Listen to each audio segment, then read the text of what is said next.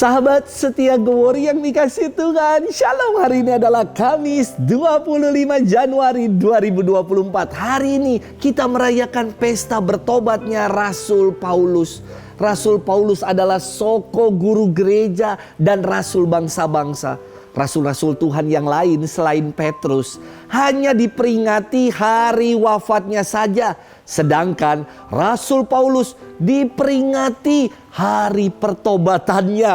Wah, istimewa. Karena pertobatan Rasul Paulus adalah peristiwa besar yang menjadi titik balik dirinya dari seorang penganiaya menjadi pengikut Kristus yang setia.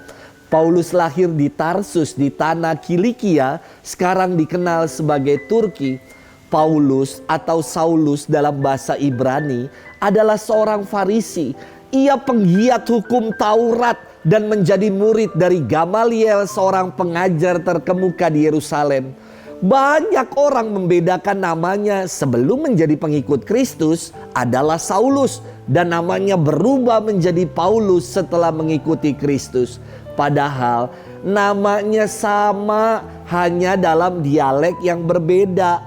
Paulus dan Saulus menunjuk pada pribadi yang sama. Nama saya dalam dialek Inggris sebutannya Lucky, dalam bahasa Indonesia Loki. Sama, cuman dalam dialek saja yang membedakan.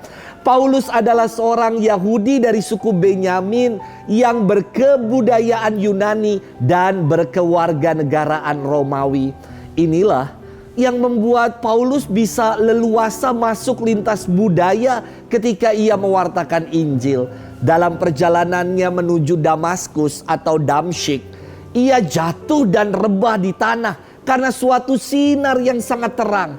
Lalu dari sinar itu terdengar suara, "Saulus, Saulus, mengapa engkau menganiaya aku?" Lalu Saulus berkata, "Siapakah engkau, Tuhan?" Jawab suara itu, "Akulah Yesus yang kamu aniaya itu." Inilah pengalaman pertobatan Rasul Paulus. Ia diubah dari pengejar-pengejar pengikut Kristus menjadi pengajar dan rasul bangsa-bangsa. Hari ini kita akan bersama-sama merenungkan firman Tuhan yang diambil dari Injil Markus 16 ayat 15 sampai dengan 18. Mari kita siapkan hati kita. Haleluya, haleluya, haleluya.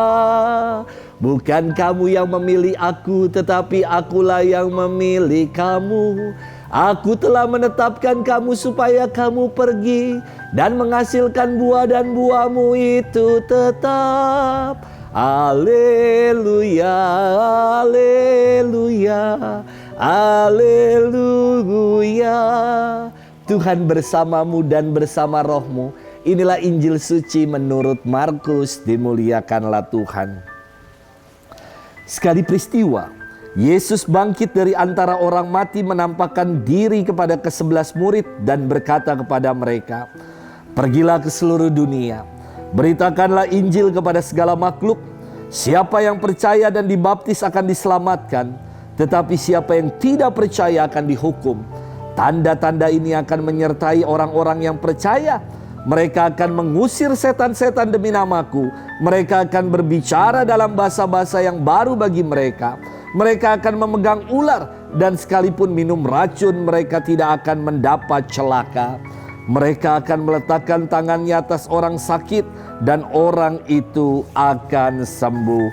Demikianlah sabda Tuhan. Terpujilah Kristus. Sahabat setia Glory yang dikasihi Tuhan, Shalom. Kembali seorang imam dari Keuskupan Agung Jakarta diutus untuk misi domestik di tanah Papua. Wah, Romo Soni belum lama menerima perutusan itu di Gereja Katedral Jakarta saat pembukaan tahun Ardas 2024. Misi berkelanjutan ini diteruskan untuk menegaskan semangat evangelisasi, semangat gereja yang mau keluar, yang misioner, bahwa kabar sukacita haruslah disampaikan ke segala penjuru. Saya turut bersyukur pernah menjadi misionaris domestik yang sungguh memperkaya hidup panggilan saya. Sahabat setia Gowori yang dikasihi Tuhan, firman Tuhan hari ini merupakan fase akhir dari kisah penampakan Yesus sesudah Yesus bangkit. Sebelum ia naik ke surga, Yesus memberikan amanat agung, yakni perutusan kepada muridnya. Ia bersabda, "Pergilah ke seluruh dunia, beritakanlah Injil kepada segala makhluk."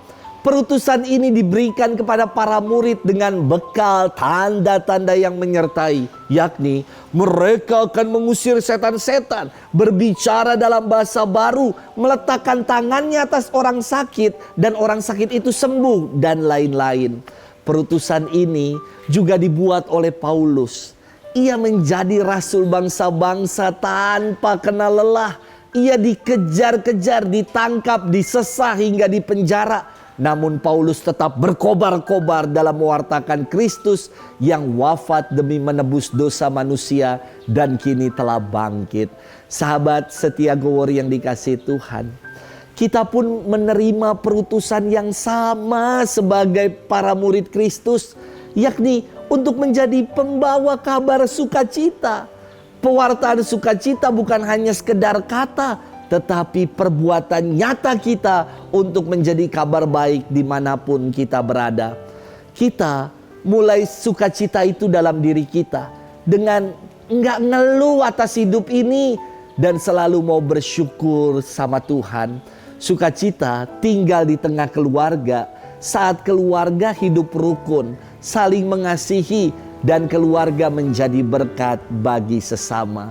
Apakah dalam hidup ini kita sudah menunaikan perutusan untuk menjadi pembawa kabar baik di tengah kehidupan? Semoga itulah yang kita buat. Kita mau menjadi pembawa kabar baik, bukan kabar buruk, bukan kabar nyinyir, bukan kabar hoax, tetapi kabar baik dimanapun kita berada. Itulah yang mau kita wartakan. Selamat bermenung dan Tuhan memberkati kita selalu. Dalam nama Bapa dan Putra dan Roh Kudus. Amin.